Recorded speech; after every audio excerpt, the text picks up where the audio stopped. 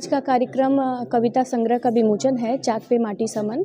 उसी के लिए यहाँ पर जो है आयोजित किया गया है, जिसका प्रेस कॉन्फ्रेंस 5-6 को शाम को किया गया था। और उसमें जो है देश के कुछ जाने माने साहित्यकार जैसे नलिन रंजन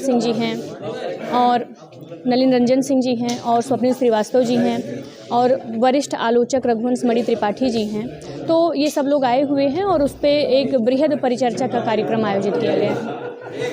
आपका जो ये किताब है जी, ये इस पर आधारित है। इसमें मुख्य क्या ऐसे हैं जो समाज को एक नई प्रेरणा देगा, जो आने वाली पीढ़ियों को एक नई प्रेरणा? देखिए इसमें सबके लिए कुछ ना कुछ है। अगर इसमें स्त्री है तो इसमें प्रेम भी है, और प्रेम को स्त्री किस नज़र से देखती है, और इसमें कहीं ना कहीं किसान के लिए और जो समाज का जो भी अपवंचित वर्ग है उन सब के लिए यहाँ पर जो है कुछ ना कुछ है।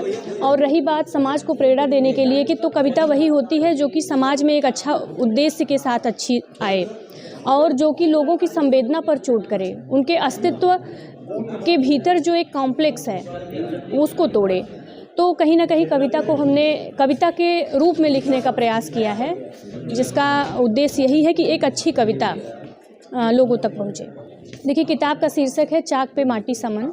तो जैसे चाक जो है वो आप एक तरीके से उसको समाज समझ लीजिए, और समाज हमेशा परिवर्तनशील है, ऐसे चाक भी परिवर्तनशील है। और माटी वो मन का प्रतीक मान लीजिए। तो माटी मन की तरह है, जैसे माटी में तमाम संभावनाएं होती हैं सृजन की, उससे जब तक वो मिट्टी है आप उससे कुछ भी बना सकती हैं। तो ऐसे मन भी है, मन हमेशा परिवर्तनशील है और वो हमेशा कुछ ना कुछ सृजित करता रहता है।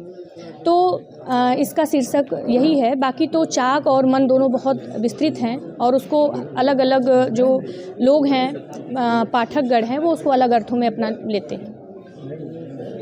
में सीधे तौर पे वो आने वाली पीढ़ी के लिए लिखा है, संघर्ष क्या है, आंदोलन क्या है और हमारा अधिकार क्या है। तो निश्चित तौर पे महिलाओं को भी और नौजवानों को और किसानों को, आम मजदूरों के बारे में भी इस पुस्तक में है कि निश्चित तौर पे आप लोग अपने आज़ादी और अपने संघर्ष को नहीं पहचानोगे तो दिक्कत है। इसलिए इस किताब में बिल्कुल खास तौर पे लिखा गया है कि महिलाओं को अपने अधिकार के लिए जागरूक होना पड़ेगा और एक समाज में एक जो वातावरण है उसको बनाना होगा। ये अब जो है बहुत हाईटेक कवि भी हो गए और हाईटेक कविताएं भी चल रही हैं समाज के अंदर, लेकिन निश्चित तौर पे जो अच्छे लेखक हैं, अच्छे साहित्यकार हैं, उनकी जो भी कविताएं हैं वो चाहे गोरख पांडे से लेकर के और मुंशी प्रेमचंद की तमाम जो लेखक थे, जो कहानीकार थे, उनकी कविताएं आज भी प्रासंगिक है। और मुझे लगता है कि अब जो ये कविताएं युवाओं द्वारा आ रही है निश्चित तौर पे एक समाज को एक दिशा देने का काम करेगी।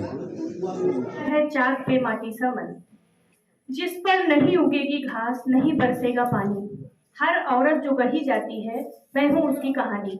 तो पूरी काव्य संग्रह का जो एक तरीके से जो स्त्री अस्मिता का सवाल है, इसके अलावा भी इसमें प्रेम भी आया है, इसमें किसान भी है, इसमें धर्म भी है, बहुत सारी छोटी कविताएं हैं। क्योंकि ये कविता संग्रह में ऐसा नहीं था कि कोई विशेष उद्देश्य लेकर के, जैसा कि है कि अगर किसी स्त्री ने उसमें कहीं ना कहीं मीटर और बहर जो है, जब उर्दू के बड़े शायर जो लोग सुनते हैं तो उनको पता चल जाता है कि इसमें क्या कमी है। तो इसमें बस काफिया और रदीफ सही है। मीटर इंसान होकर इंसानियत से मुकर जाओगे, इंसान होकर इंसानियत से मुकर जाओगे, या आदमियत अपनी ही लाश को कांधे पर रखकर, अपनी ही लाश को कांधे पर रखकर फिरते हो हर रोज, अब किधर जाओगे। बड़ी दूर चले आए हो तुम अपनी ही हया से, बड़ी दूर चले आए हो तुम अपनी ही हया से, किसी की आंख से गिर कर क्या बिखर जाओगे, किसी की आंख से गिर कर क्या बिखर जाओगे। कौन देगा तुम्हें सजा गुनहगार होने की, कौन देगा सजा तुम्हें गुनहगार होने की, सजा की शक्ल में क्या तुम खुद ही बदल जाओगे। तो मैं अक्सर नहीं देख पाती, आसमान लिखते हुए लिखती हूँ उसमें उड़ती पतंगे, आसमान लिखते हुए लिखती हूँ उसमें उड़ती पतंगे, कभी पतंग कटकर दूर चली जाती है, कभी पतंग कटकर दूर चली जाती है, और अंगुली में रह जाता है वह धागा जो मुझसे अक्सर छूट जाता है, अंगुली में रह जाता है वह धागा जो मुझसे अक्सर छूट जाता है। लिखते हुए खोल देती हूँ पूरा मन, लिखते हुए खोल देती हूँ पूरा मन, लेकिन सहमी सी एक तितली रह जाती है एक कोने में। तो सब कुछ लिखे जाने के बाद भी, सब कुछ लिखे जाने के बाद भी बच जाएगी शून्य में ताकती खाली आंखें। कई गार्गी द्रौपदी में ढली तुम, न जाने कितनी बार खड़ी हुई कटघरे में सीता की तरह। आज भी अपनी परीक्षा जारी है। नहीं है तुम्हारे कई चेहरे, इस लाइन को मैंने यूं ही लिख दिया था इसमें।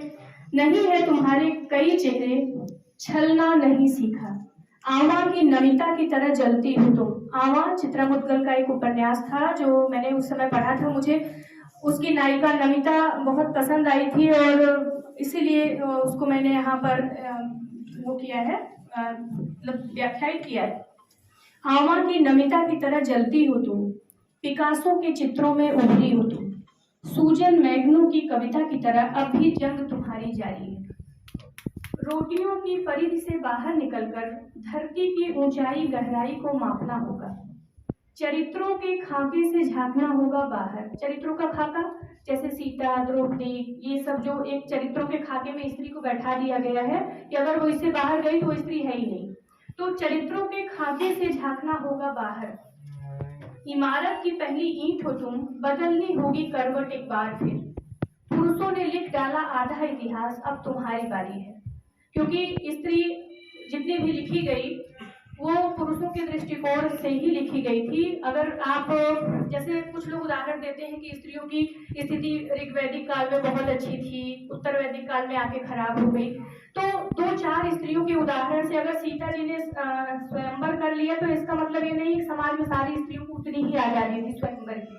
तो ये समाज की ऐसी स्त्रियां हैं जिनको हमारे सामने मतलब प्रस्तुत करके ये बताया गया कि स्त्रियों की दशा पहले अच्छी थी बाद में खराब हो गई, जबकि ऐसा नहीं था। स्त्री क्योंकि हमेशा जो है वो पुरुषों की नजर से ही देखी गई। तो और स्त्रियों ने भी बहुत सारे काव्य हो सकता है लिखा हो, बहुत सारी कविताएं कहानियां लिखी हो, लेकिन वो प्रकाश में नहीं आई हो। तो ऐसा नहीं है कि स्त्री और पुरुष दोनों में कोई विमर्श को लेकर के ऐसा होना चाहिए कि हम एक मतलब अपना वो खड़ा कर ले कि नहीं स्त्री पुरुष, ऐसा मैं नहीं मानती हूँ। मेरा मानना है कि स्त्री पुरुष दोनों ही समाज के लिए अनिवार्य है और दोनों से ही समाज चलता है। अपने कवच को बनाना होगा कठोर, तोड़नी होगी श्रृंखला और बेड़ियां, लेखनी में पैदा करनी होगी धार, क्योंकि स्त्री तुम हो जीवन का आधार। तो ये लड़ाई जो है वो लेखनी के माध्यम से ही हो सकती है।